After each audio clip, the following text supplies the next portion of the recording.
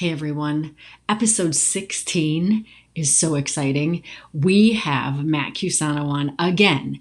This time we're talking about hybrid gut health protocols. You are not going to want to miss any second of this episode. So, welcome, tune in, get comfortable. We have an hour of awesome information coming at you.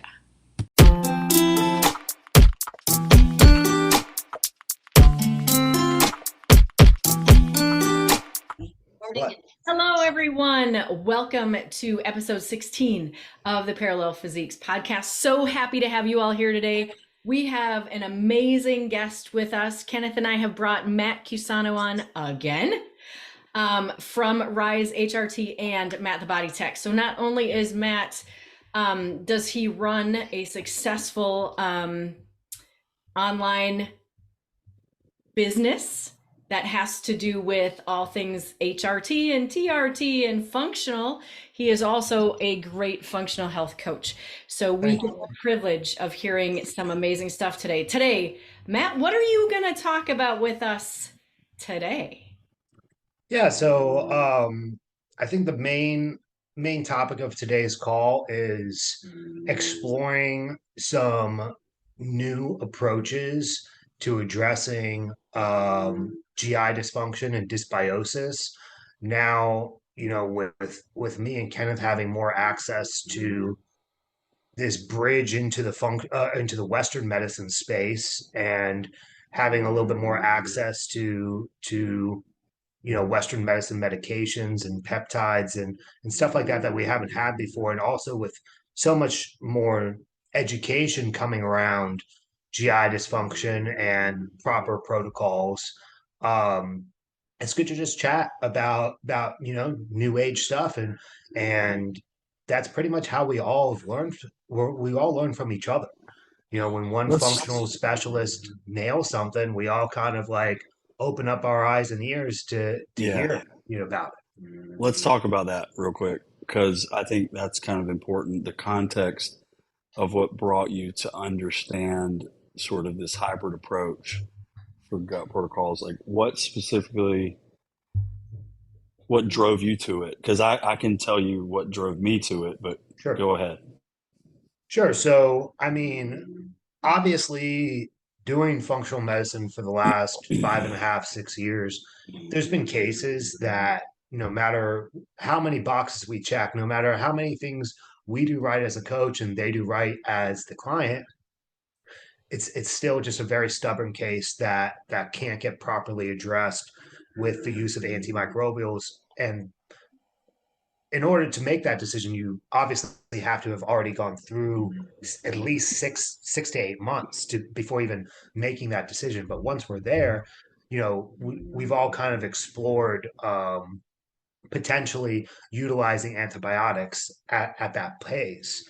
But we know, especially in functional medicine, we know that there's a lot of caveats to antibiotics and that in the wrong setting, they can actually do a lot more harm than good. So there's a lot of negative connotations around, Western medicine approaches overall in regards to gut health and Western medicine's understanding of GI dysfunction and also just medical treatments.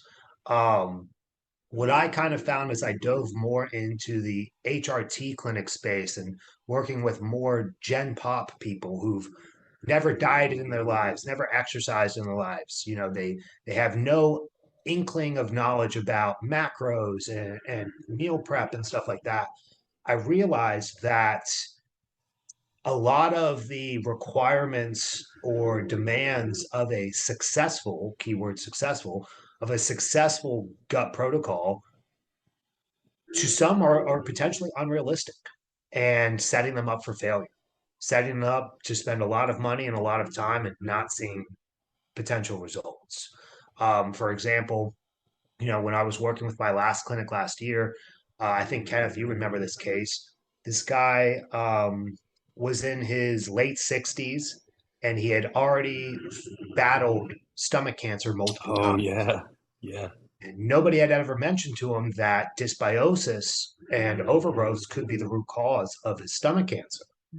And so I convinced him to get a GI map. Lo and behold, he had a lot of overgrowths.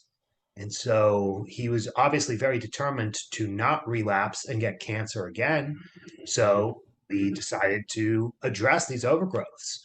Um, but in that process, a 68-year-old man, that's going to be difficult to write him a formal diet plan and say, you have to now buy a food scale and weigh all your food. He barely has the ability to walk most days, let alone get into the gym and exercise and stuff. So I just started to notice all of these unrealistic things that I was going to ask of him. And I realized that, Kenneth and I talk about this a lot.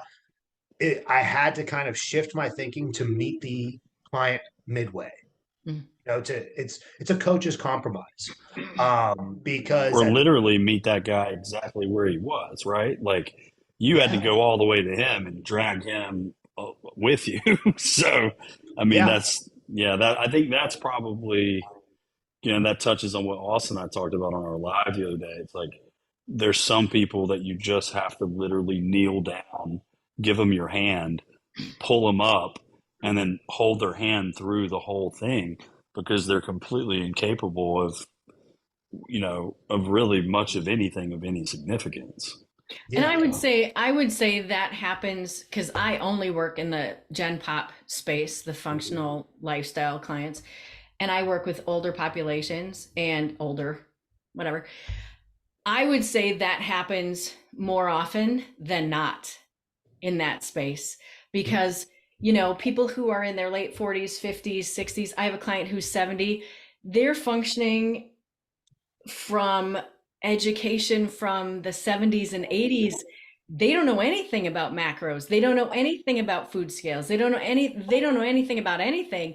And to help them at all, it is like I have to downshift and go, okay, we're going to start with the basics and I'm going to hold your hand the whole way. And you just yeah have to, and it's pointless if you don't do that, because then, like you said, like that's why we're talking about hybrid, is because you can't just dump them into something and hope that they do well. And if you do that as a coach, boy, you're going to be working like 3 times as hard as you need to, right? Yeah. and you might have you're going to be causing yourself a lot more stress because you're going to have all of these clients giving you very negative feedback and arguing every week, or just not complying. And it's not because they're bad clients, it's because what you're asking of them is extremely difficult and new. And so Well, hold um on. Hold on. I would say it's new. I don't know that it's extremely difficult because it's a decision to make, right? And that's where, at the end of the day, there are things that are like that they're difficult because they're new, but they're not difficult because they're hard things to do, sure right?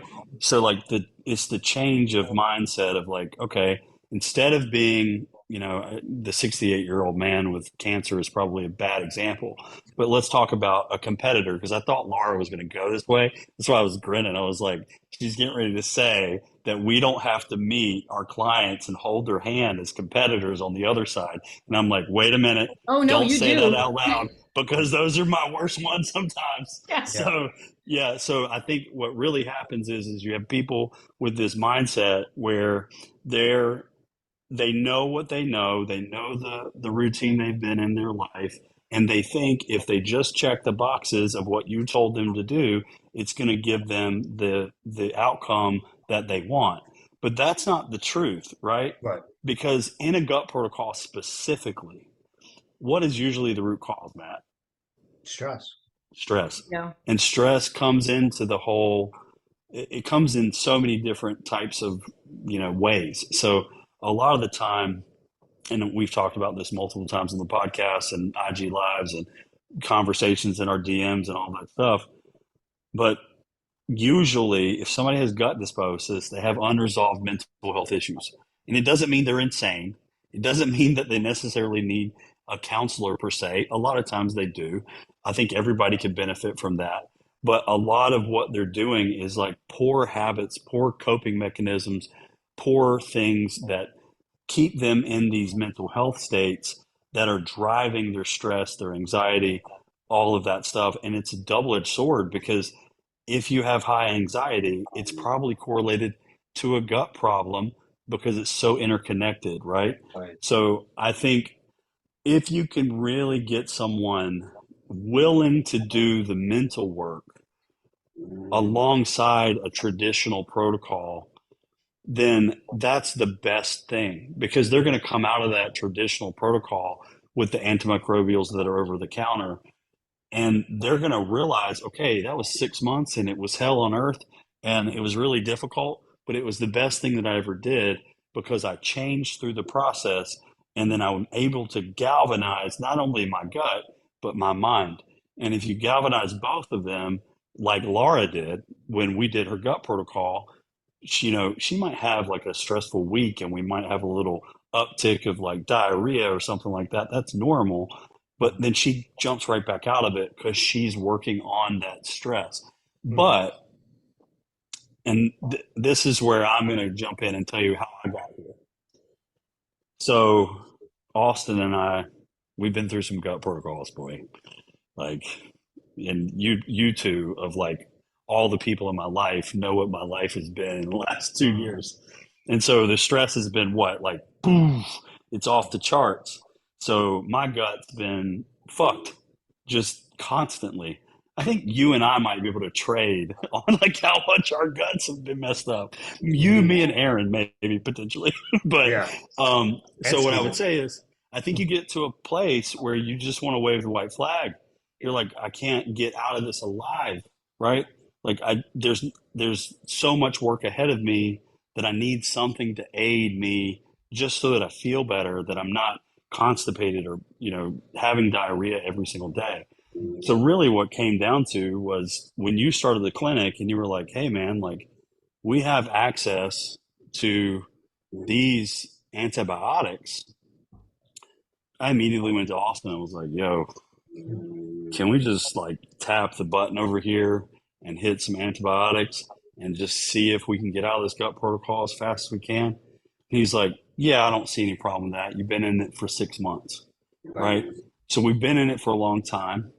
And, the unfortunate thing is we didn't run a GI map. So we missed Candida. So now I'm back running I'm running some antimicrobials to help support the antibiotics working, but Yeah. I'm on rifaximin again, and I'm on fluconazole for candida. And I will tell you this: my gut's in a really good spot, at least right now.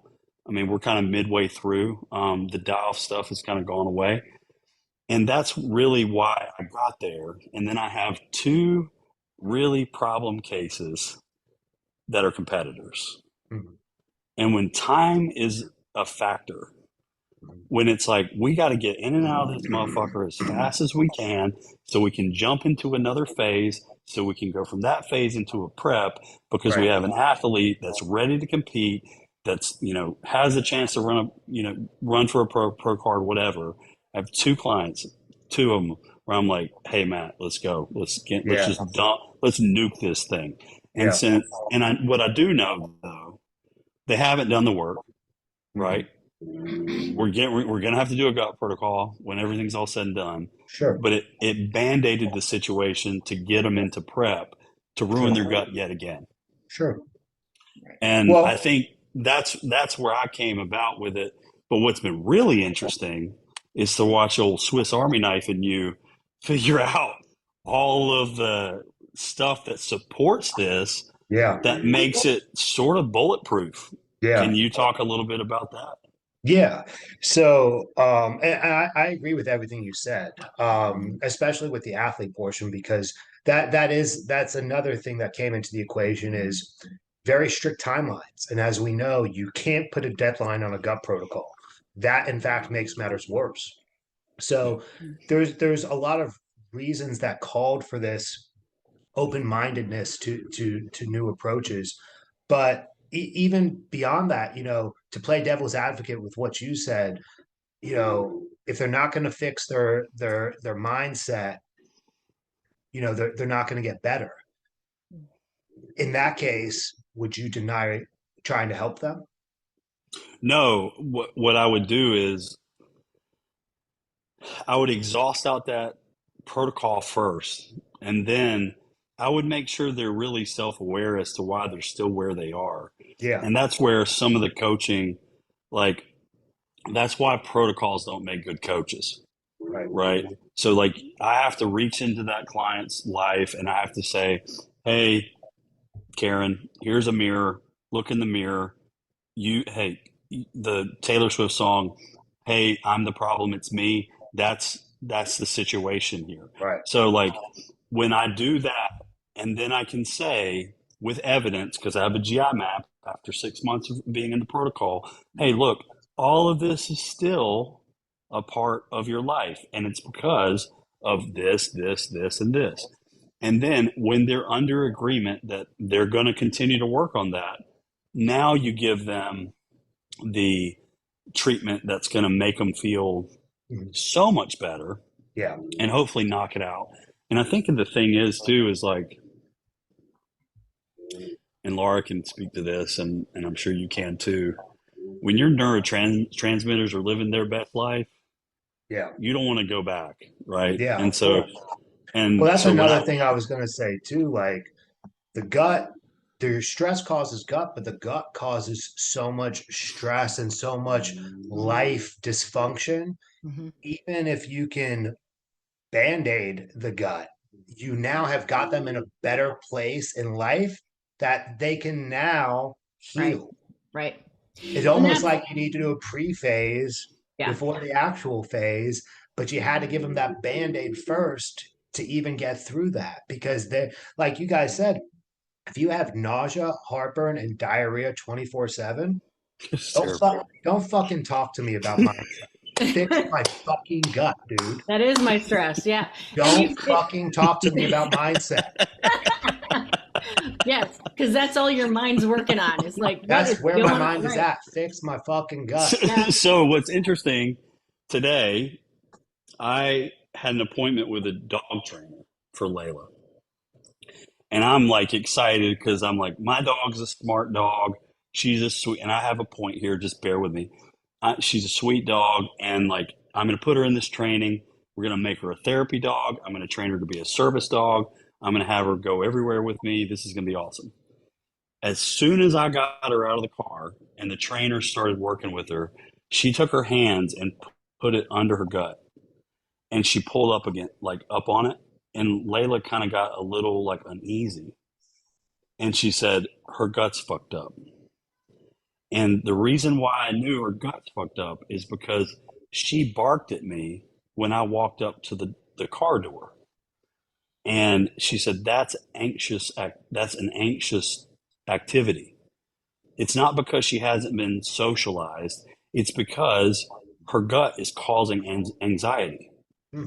And I was like, oh my gosh, I don't even know how much you cost, but we're going to work with you because you have the same approach with dogs as I do with humans. Humans, This yeah. is crazy.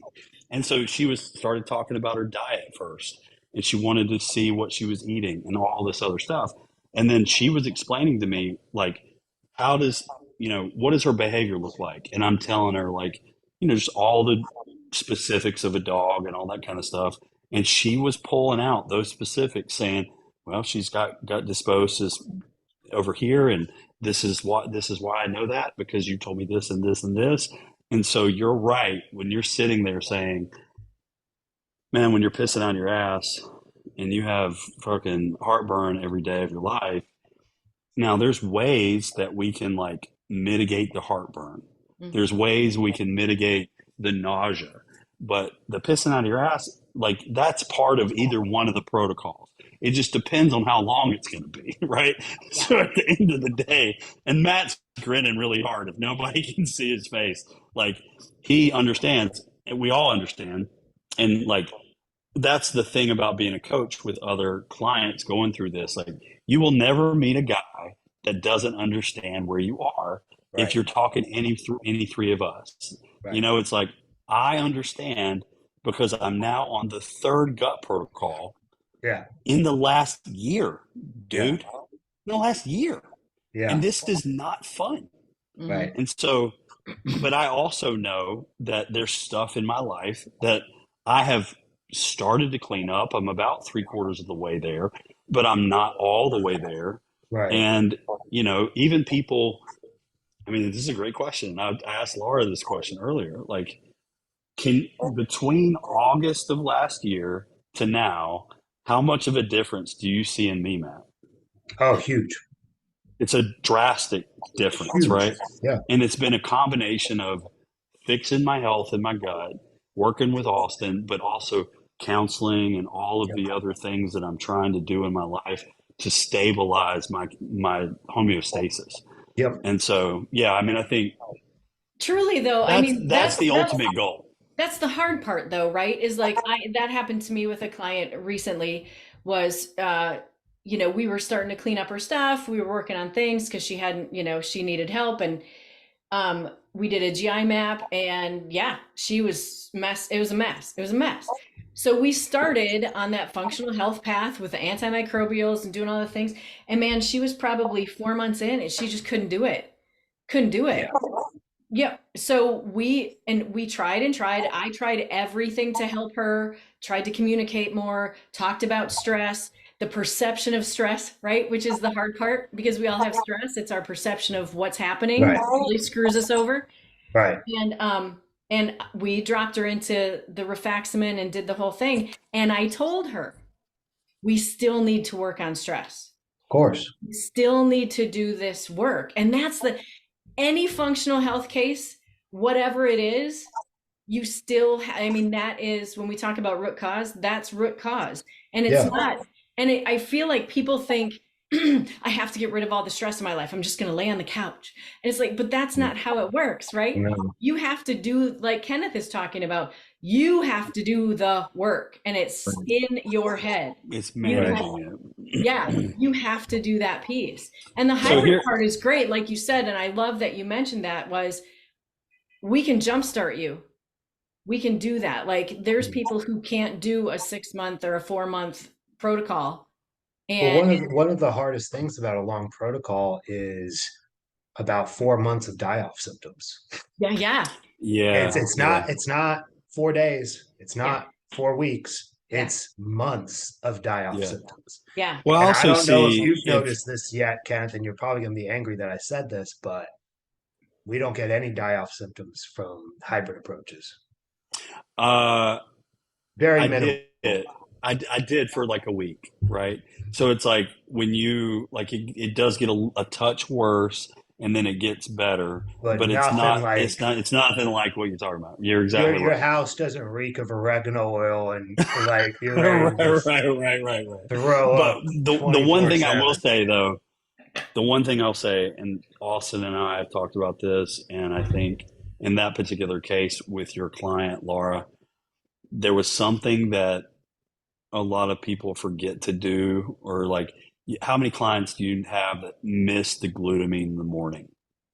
Oh, And they don't see the importance of the glutamine or whatever else concoction. Yeah, And I know whatever. Yeah. you have a really specific concoction that you work with your clients because they always post it. They're like gut health, and so it's like so and there's different things that you can do, and it doesn't always have to be maybe what you prescribe or what I prescribe or what Laura prescribes.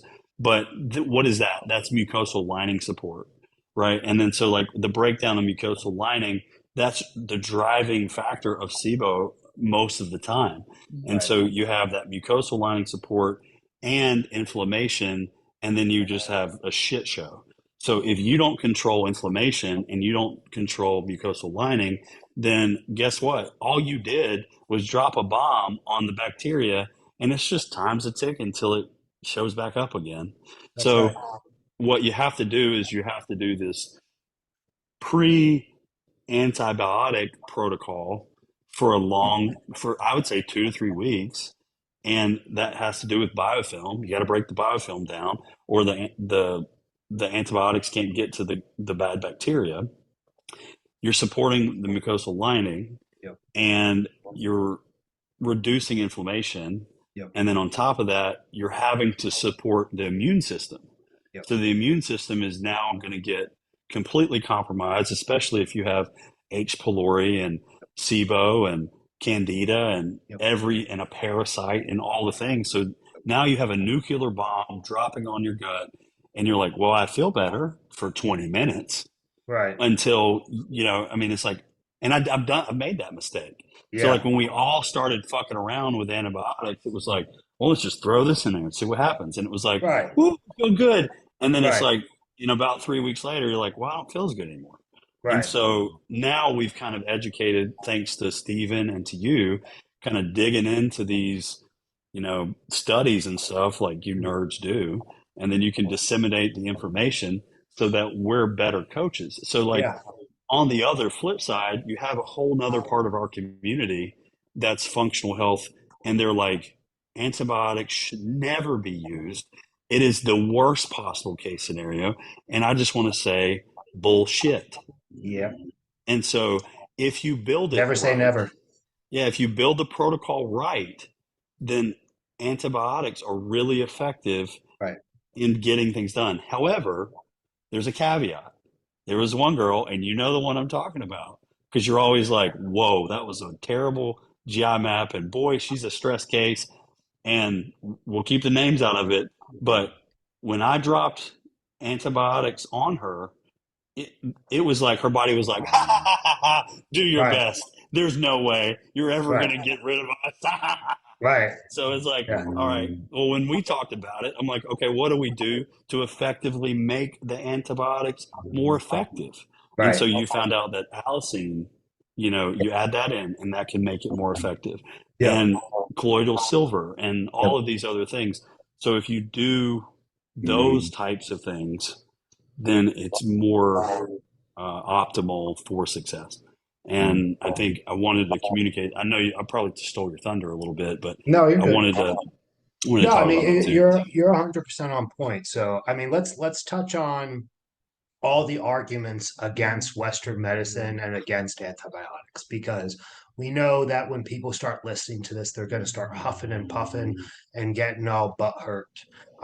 So let's talk about those arguments. The first argument is that Western medicine never addresses the root cause of the problem, which is most commonly, stress, alcoholism, the overuse of oral medications, those types of things. And we can all agree that's 100% true. They don't. Um, Another big factor there is that you never hear physicians talking about deficient levels of stomach acid. As a matter of fact, they're doing the opposite. They're giving you medications that crash your stomach acid. Great job, Yeah, Western medicine. that's awesome. Um, then there's also the argument about proper probiotic support and supporting the beneficial bacteria.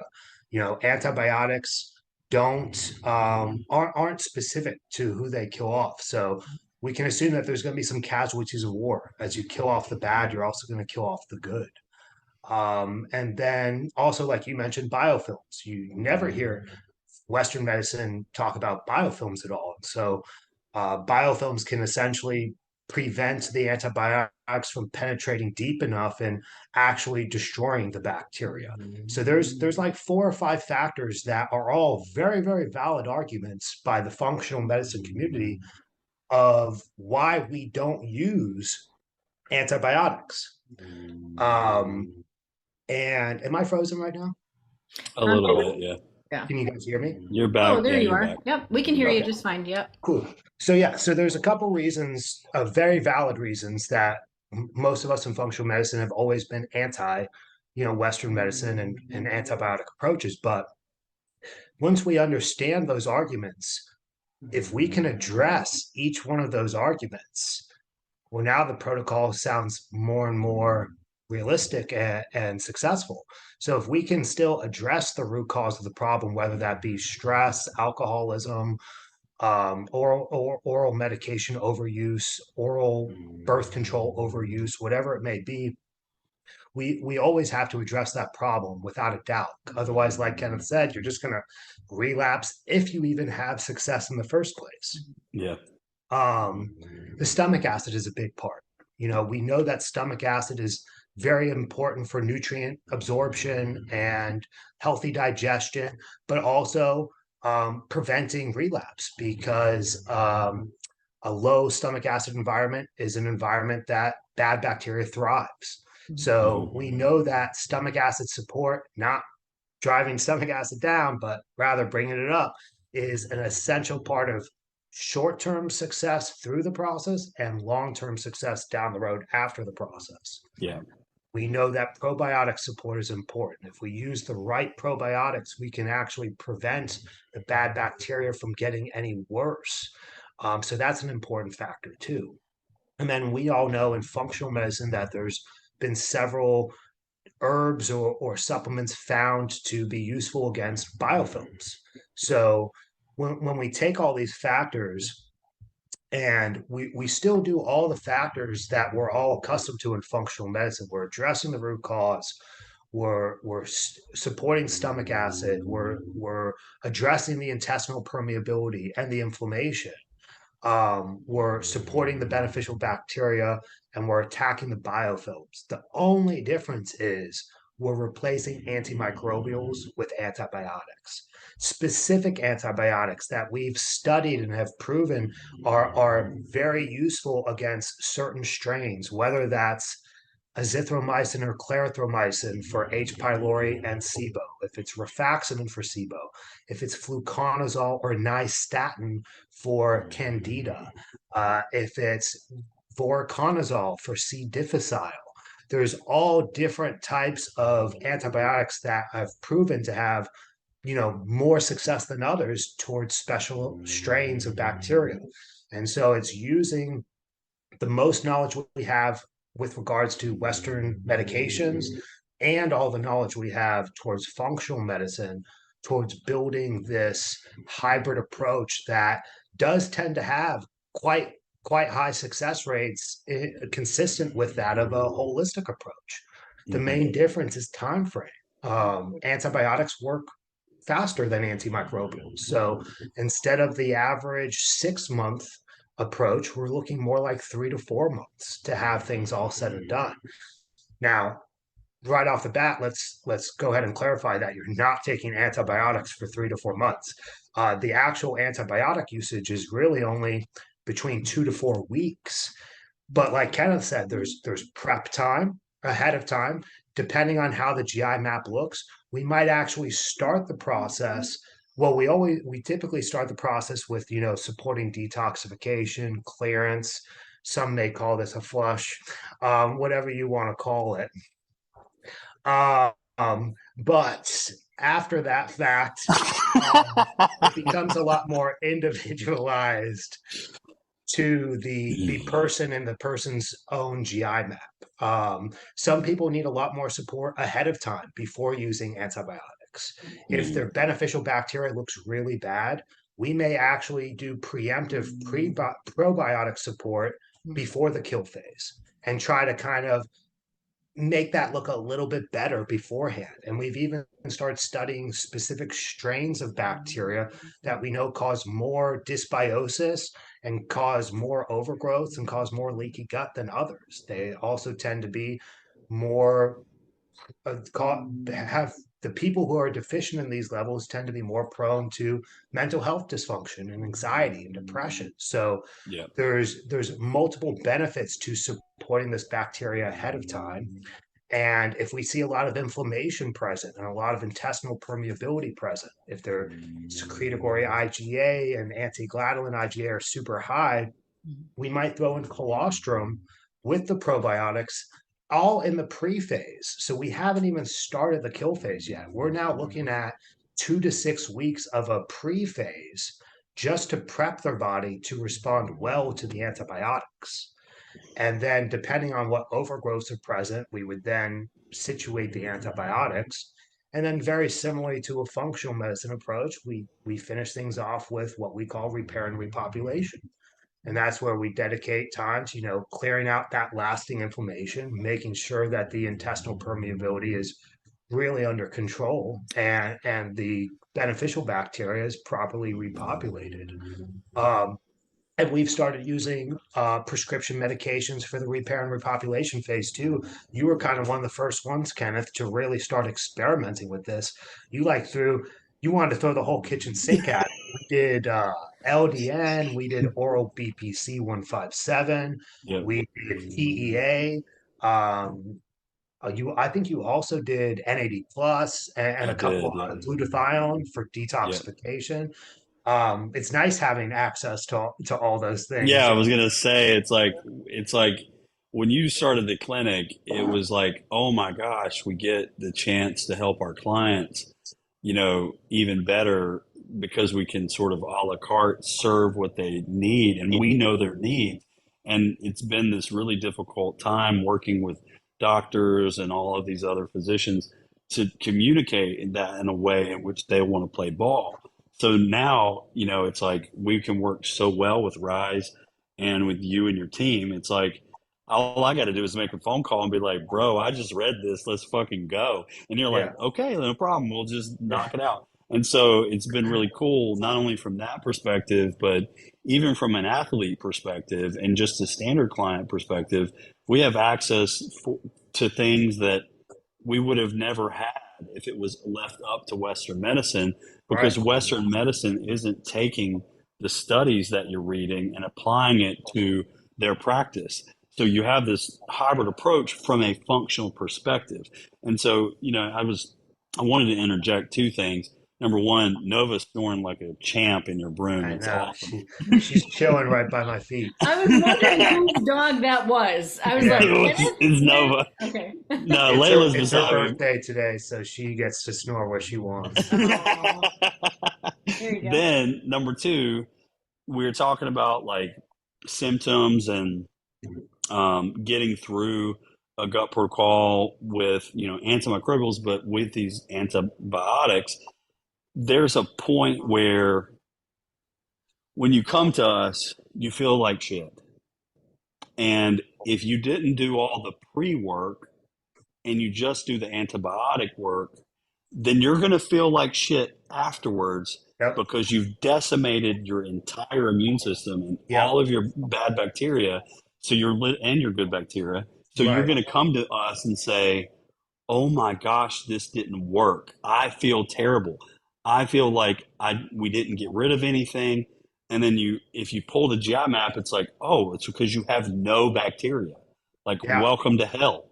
right. So, there's that aspect of it I wanted to throw in there because some of the coaches that I see still think these people still have SIBO. And it's Yeah, like, no, pump the brakes, test, and make sure they don't have any overgrowths. And that, because I have two clients right now, their bacteria is so decimated that we've had to run a GI map. It came back, no bacteria, right? Like just zero. We're running probiotics to try to get repopulated.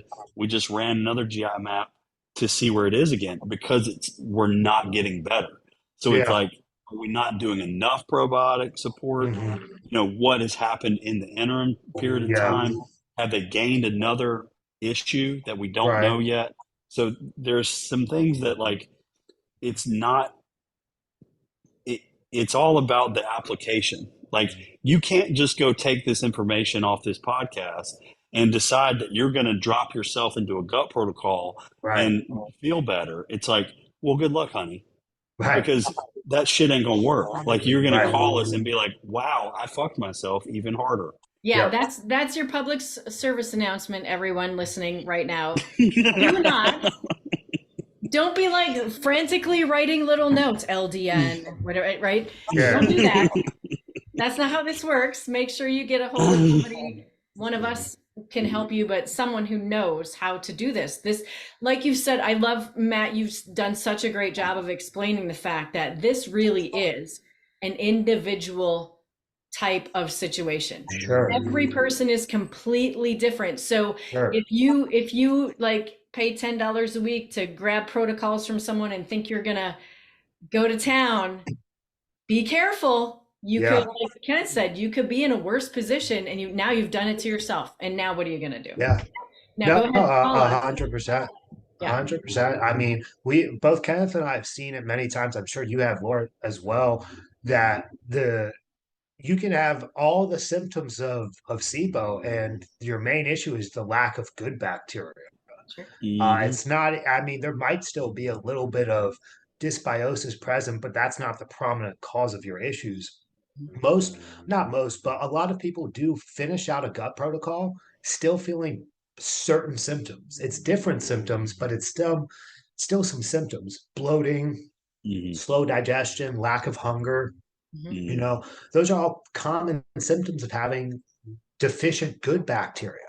Mhm. So it's Right. not that it didn't work, it's that it worked really well. But now you have the next piece to the puzzle. It's not just it's definitely not a run 2 weeks of this and I'm good. Yeah. It's never gonna be that. Yeah. In Yeah. fact, we could probably start exploring other types of infections and that are not gut related and figure out that Western medicine's been doing the same mistakes, you know. Yeah. Um, And but oftentimes, don't you feel, I'm wondering what your experience has been with this, that people, they're like, oh, you're going to drop me onto this antibiotic. It's going to be great. And they're like, and they get this perception that they're going to be in and out, in and out. And then when they're out, they're out. They're going to go do the sure. same stuff they were doing before. And they Oh don't, yeah. and it's like that you have to ease out of it. That concept Oh yeah. completely blows them away. Like, are you kidding? Yeah, Well, right. I want to tell a little anecdotal story too, because I think this is really key. So, had a client, standard SIBO case, nothing out of the ordinary, right? We're going to run a course of rifaximin.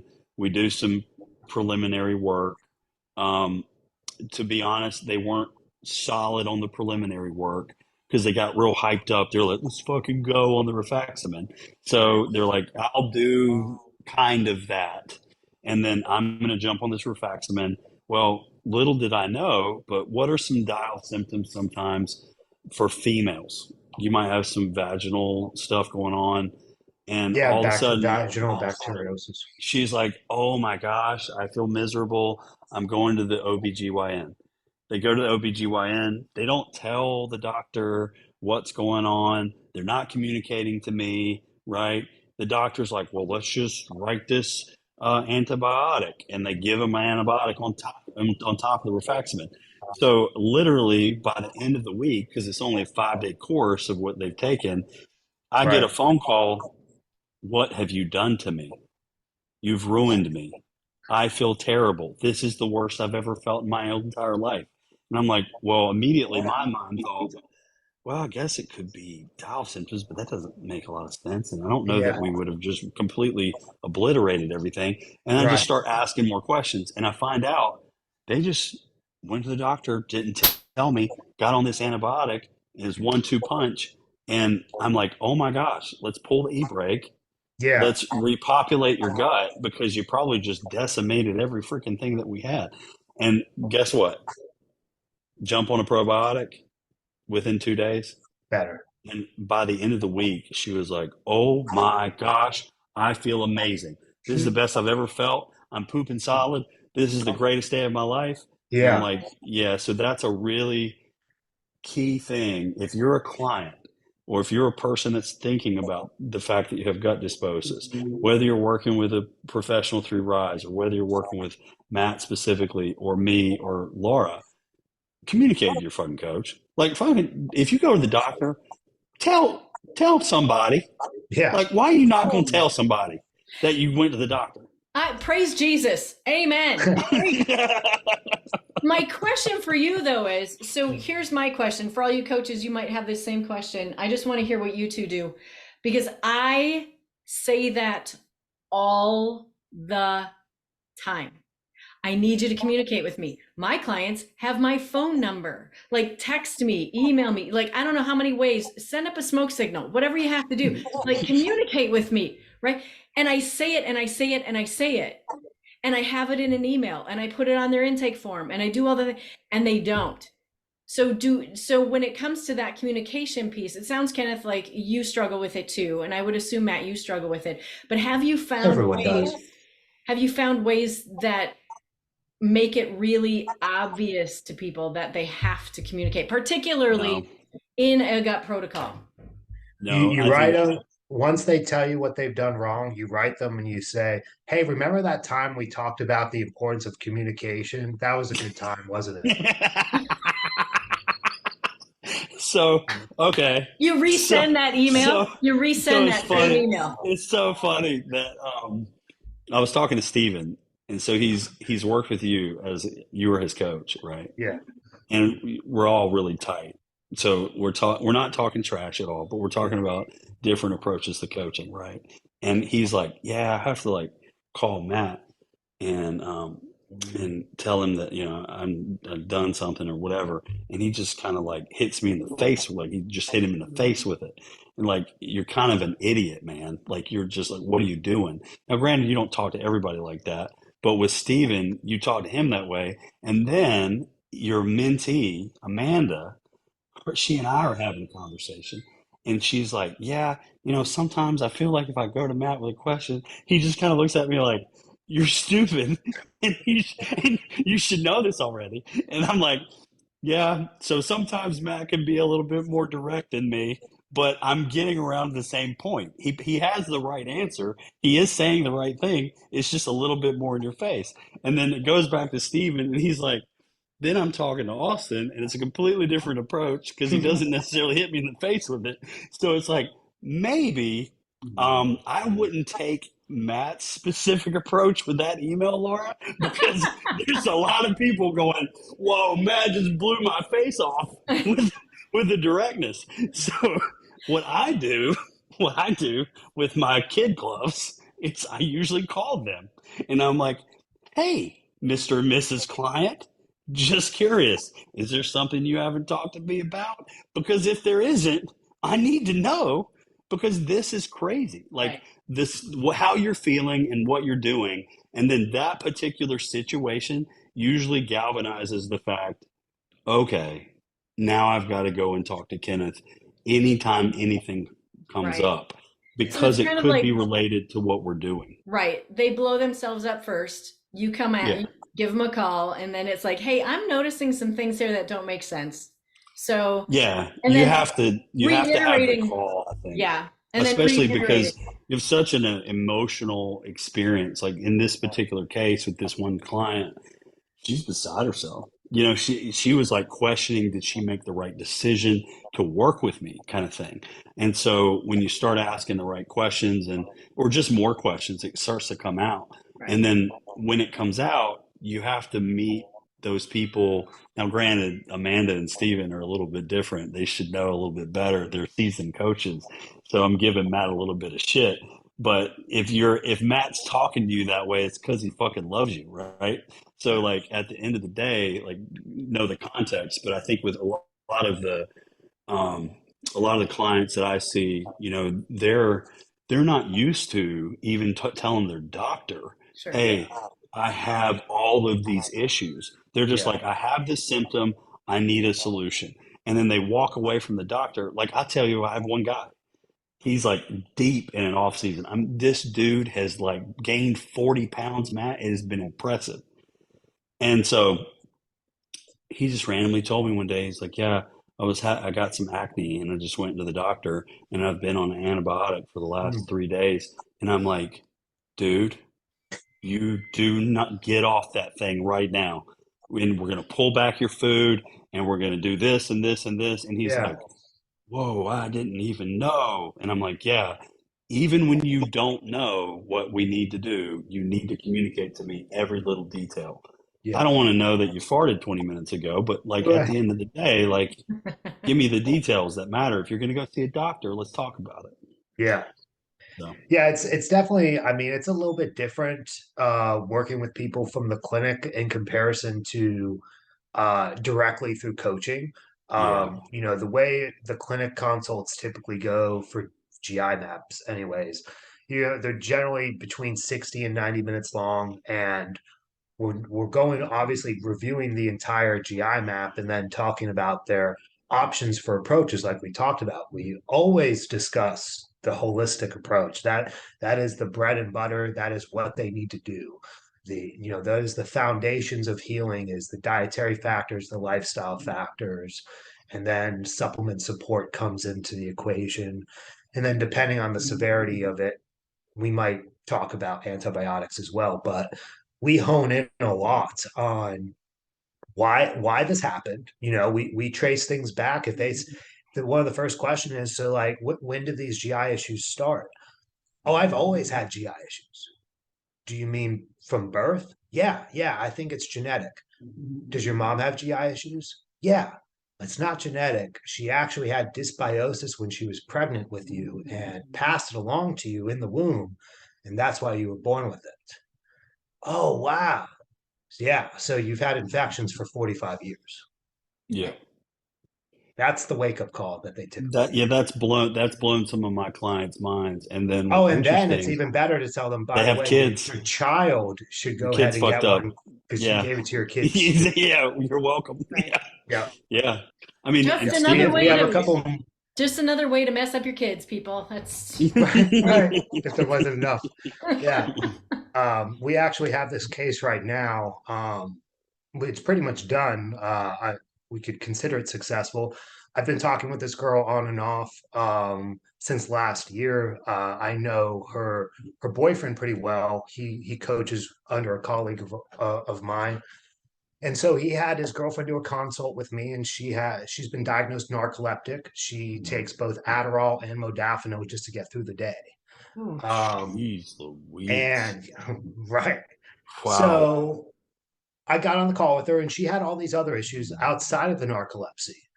And I said, well, first things first, let's get some labs. Turns out she's got adrenal fatigue. And it No might No. not shit. it might not be narcolepsy at all. It's just really bad adrenal fatigue. I think her cortisol was at a 5. Oof. Yeah. And mind you, she's 24. She's still in Oh. college. Oh, wow. So then her hormones are all messed up Sure. too. She's on birth control. Sure. So I said, we got a couple of things going on here. How do you want to play this? We can chip away at the variables and see which one starts making you feel better, or we could dive into what I really think it is, which is your gut. Of course, she didn't buy into the $350 GI map and the gut stuff right away because she said overall her gut was okay.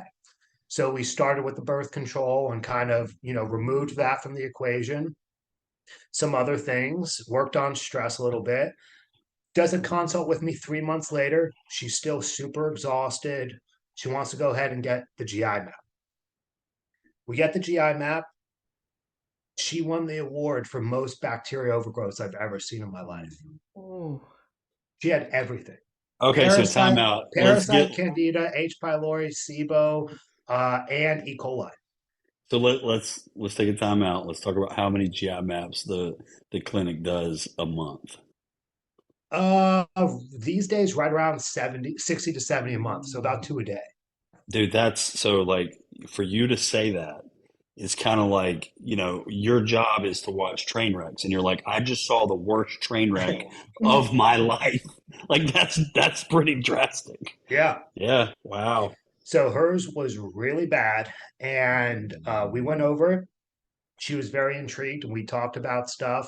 And it turns out she did have some GI issues that she didn't really recognize were abnormal. And then she mentioned that she had it her whole life. So I brought up the possibility of her mom. And she said, oh, my mom has a ton of GI issues. So then we got her mom in contact with us. Her mom was very intrigued by it all because she's had a lot of weight loss resistance and her own hormone issues as she's entered menopause. So we got the mom a GI map, and lo and behold, she has most of the same overgrowths as the daughter. Um, so now we've been working through the for the two of them. We've been doing protocols together. The daughter started about 6 weeks before the mom, so the daughter's just about finished now. No more Adderall, no more modafinil, no more narcolepsy.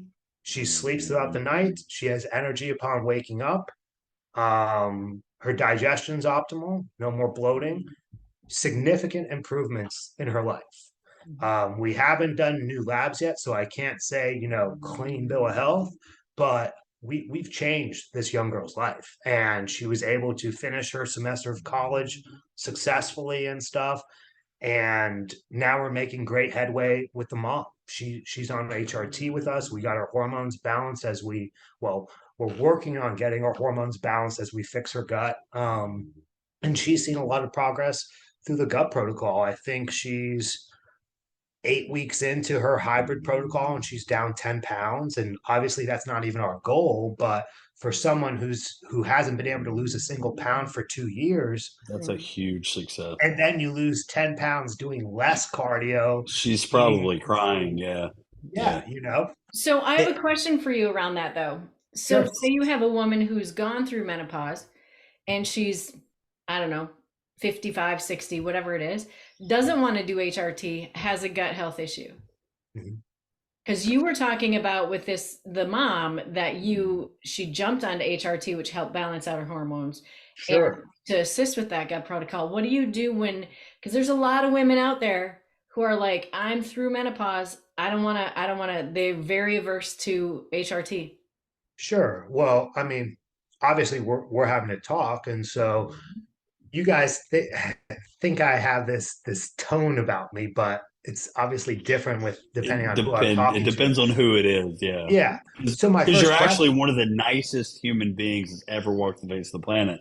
I can But be. yeah, but you have your differences. It depends on who you're Yeah. talking to. So if I was in that situation, Laura, let's say you and I, you were the potential patient, and you said that, I don't really want to do, I'm not really interested in HRT. I'd say my Which first we know is question a would, lie because I'm all over it. But yeah. sure. My first question would be, why not? What are your hesitations with HRT? And then depending on their answer for their hesitations, I'd go back to the medical form and I'd say, okay, so the main reasons for our call was the fact that you are having weight loss resistance, your body does not respond, you feel that you have muscle and bone deterioration, your appetite and your metabolism aren't the same that it used to be. All these complaints, you don't sleep well, your anxiety is high.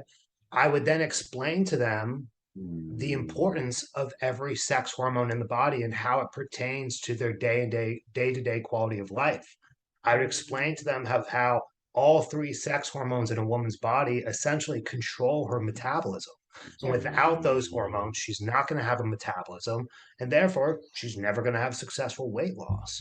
So I would go through that educational segment, and then I'd say, we can certainly, reconsider the HRT down the road, but we also see that there's some other factors at play here.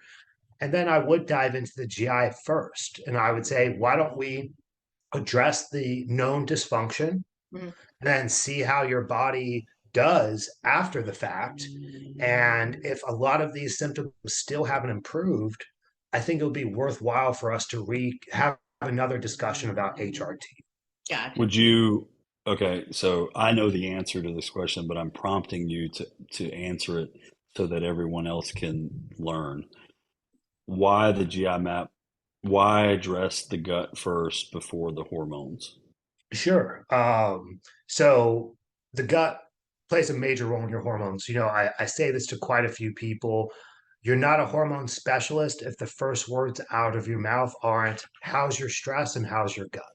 Mhm. You can't be a hormone specialist if you don't understand those two concepts. Mhm. Every single hormone metabolizes and converts in our guts. So the gut is, the main driver of thyroid dysfunction, adrenal dysfunction, and sex hormone dysfunction. Um, so knowing that that's in play, we know that there's going to be suboptimal production of hormones and suboptimal conversion of hormones, one or the other, or both. The other factor is internal stress. When we have GI dysfunction, we have a lot of inflammatory signals being sent to the adrenal gland, putting us in a fight or flight state. That can drive sleep disorders. That can drive low sex drive and erectile dysfunction. That can drive low sex drive in women as well, and the inability to orgasm. That can drive anxiety and depression. So there's so many factors of their day-to-day life that are interconnected to gut health that people other than us don't know about. There's so many people who are already on HRT and come to me and say, I still have no sex drive. Do we need to increase the dosage? No, unfortunately, you need to address the stress Mm. because your body is in such a survival mode that it's not thinking about sex. Mhm. And quite often, what I'll do is I typically explain to people how the body is designed, thousands of years ago. So the perception of stress is differently. And so to help people understand why they have symptoms, I'm typically putting things into an older view of things. So I'll say, let's take things back to caveman times. If you were stranded in the jungle being hunted by a saber-toothed tiger, you probably wouldn't be too horny, would you? And they're like, I knew well, you were going to no. say that. It's great. And you probably wouldn't be sleeping too well, would you? No, I guess not. And you'd probably be anxious all the time, wouldn't you? Yeah, saber-toothed tigers are scary. Yeah, so all of your symptoms coincide with that survival response. And once you put that into perspective, it's just like, Yeah. Yeah, so I'll go one step further, and I use a similar analogy, but I talk about like me and that client walking through the woods, right? Just like it's just you and me. We're in the woods. We have no cell phones. Let's just say we're back in like the 1800s. You don't have a musket. I don't have a musket, and all of a sudden we roll up on a grizzly bear. Like, what the fuck are you gonna do? right. And the really nice people are always like, well, I would just stand really still and I just, I wouldn't do anything. I'm like, no, you wouldn't. You'd fucking push me down and you would And run. dip. Exactly. Like you'd be like, I'm sorry, coach. It was nice knowing you, but you're bear meat. Like that's the way it's going to go. So then I say, okay, I have to in stop you that, right there, though. In Colorado, when I lived in Colorado, because we hiked in the mountains all the time, the joke was, "Who you going hiking with?" I'm going hiking with Someone someone who can't slower. run as fast as I That's can. right. so then you have a situation where I have to somehow translate to the present day.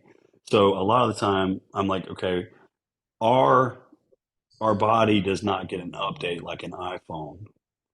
So that same stress, that fight or flight response translates to real world and it just so happens to be your iPhone is probably the biggest stressor of your life. Because if you Sure. can think about it, your social media is attached to it, so that's your life.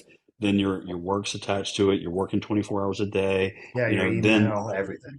and then all of a sudden, like, and let's say you're dating, you're married. How often are you arguing via text message?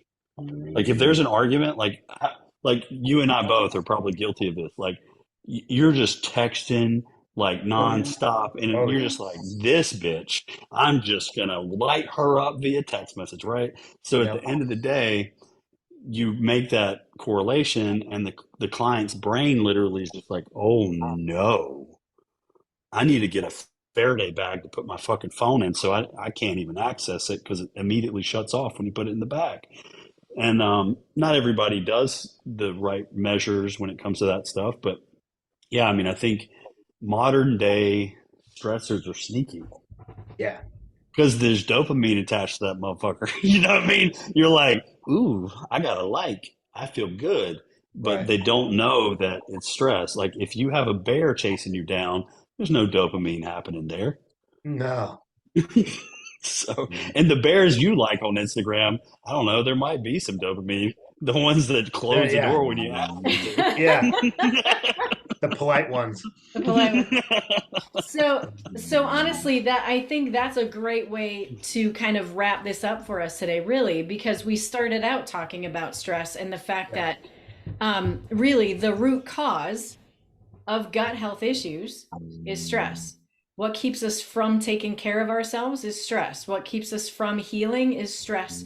And this hybrid gut health protocol is a great way for people who find it extremely difficult, challenging for whatever reason, to go through a true holistic protocol.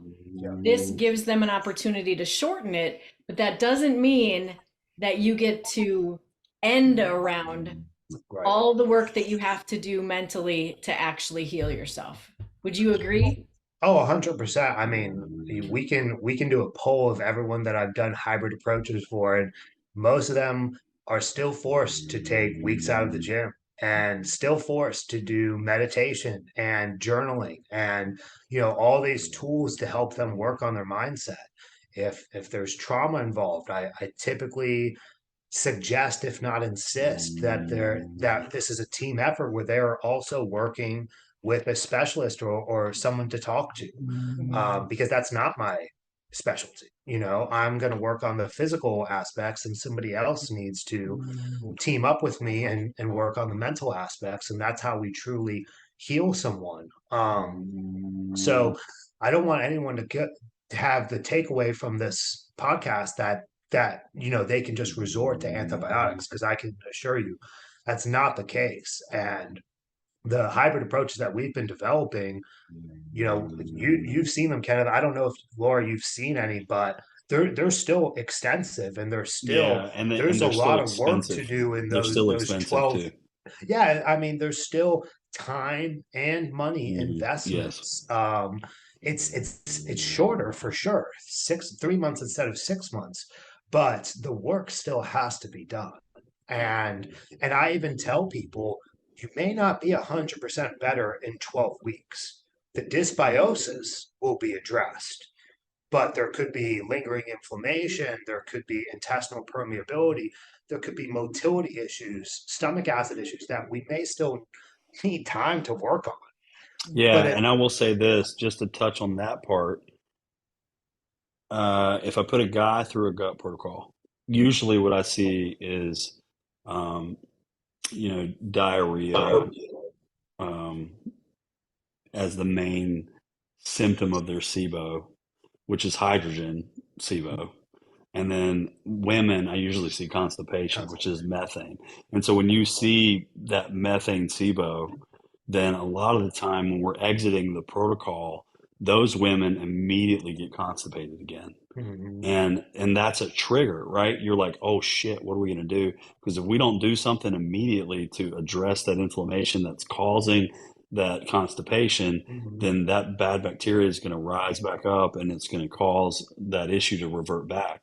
So that's why, a prokinetic and some of this aftercare is really important. And, there's over the counter prokinetics, and then there's also, prescription, and that's what that LDN really has come in handy. And and I have cases too where the LDN doesn't even touch it, right?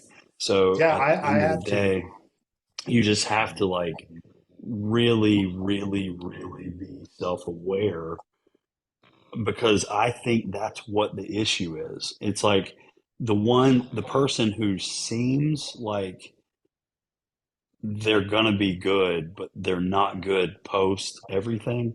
It's like, okay, they're not aware of what's actually going on inside, and you can't pull that out of them either. It's just like it's Right, something they're gonna have to come to on their own. right. But yeah, I just think I think it's important to know that this is not uh, an easy button No, or a cheap button, no. because Or some quick people fix. might, or somebody might think it's like, well, that might be the least expensive way to do this because it's a shorter way. But I think it ends up being a wash usually. It's just the same amount of money spent over a longer or a shorter period of time. And Yeah, I mean, it depends. yeah, it does Not depend on the situation. far off. It's not far Yeah, off. right. As Steven and I get more deep into these protocols, the supplement Mhm. list gets Yeah, bigger. go. Yeah, right, right, And I've right, even right. said that to him. I'm like, bro, we're pretty much doing a holistic protocol with antibiotics now. Like, so I've had to kind of back things down a little bit, but I mean, they're definitely, they both have their investments. What the few things that we can say is, especially if somebody has a severe case where they're using a lot of antimicrobials, which I myself have done. I mean, I've done 10 antimicrobials at once, because I've seen your counter before. I've Yeah, had that much shit, going yeah. on. So 6 months of that can get very expensive. Whereas, let's say health insurance is covering the antibiotics, that could save a chunk. And then, you're probably going to save a couple hundred a month.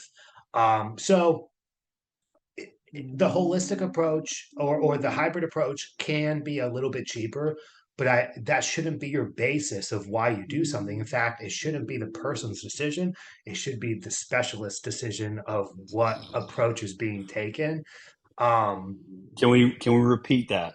yeah, It is not your decision. It is the person who has been doing this it's longer your than you GI have. maps. Yeah, it's It's the based on your GI map. professionals. Yeah, it's the professional's perspective. And I will say this, we're really lucky, the three of us, because we have access to not only just us, but the rest of our tight little knit community of coaches that work together really well. Have you ever met a group of people that don't like, we're all competitors. Like I compete against, I mean, I could coach the same client that you coach, and I Sure, could coach the same client Laura coaches, but we all want to see each other succeed. So sure. pick up the fucking phone, and whenever we pick up the phone, what the client doesn't understand is, yeah, you pick Kenneth to work with, but you have access to Matt, and you have access to Laura, and you have access to Austin and Steven, and that one right there. I mean, he's the secret weapon. It's like you really Uh, want to figure something out, you just call Steven up. yeah, So at the end of give the them day, 48 like hours. right, so you have this situation where we're all supporting, and I don't want to leave Trey out. Trey's a key Oh, component Trey's too. awesome. Yeah, no, Trey's Yeah. great. So at the end of the day, like all of those people, you're getting that professional insight into your case. So when we come to you and say, hey, honey, hey, buddy, this isn't a good protocol for you, and this is why, it's because we've probably gone down the road multiple times with other people, or we've had our colleagues really dive into this because what do we all have in common? We fucking care. Yeah, Like, have you met a group of people that care more than us? I think if you could just bottle up our amount of care and like pour it over the whole community, like all of us would get better just yeah. because we care. So that's, I'll get off my soapbox, but that's it. Love That's my it. thought. Love it. No, I mean, I'm 100% with you, man. I feel like every time we talk, one of us is gaining something new. Oh You yeah, know, dude. If I call you, even like that yeah, little story you told me about it was a couple months back. It actually might have been the start of the year that you told me about your client who secretly took another antibiotic. And yeah, that was right when we were starting hybrid protocols. And I took a mental note of that. I'm like, okay, she got fucked up. And you know, that was like a little okay. We're like, You yeah. no, know, don't do that. Let's not do yeah, that. Yeah. And yeah, how many times have I been on Instagram and sent you something and be like, can the clinic get this? Because I know. I'm trying to figure out certain things, and you're doing the same thing, and Steven's doing the same thing, Laura's Yep. doing the same thing.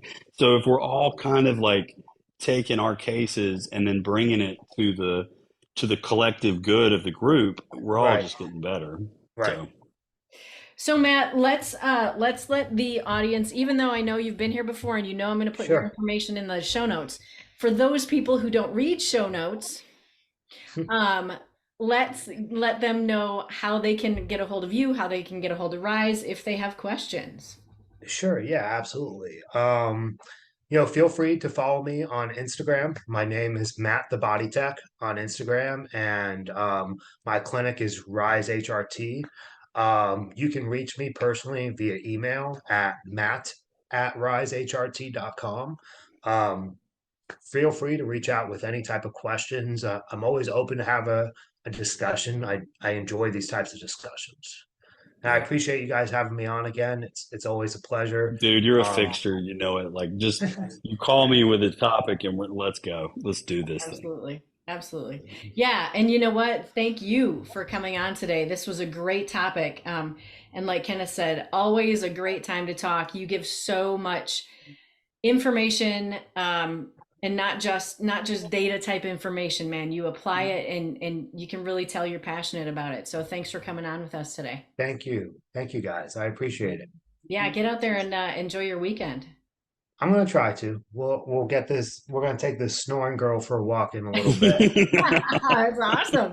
Yeah, she Yeah, knows how to de-stress. Woo! I know. She's got it covered.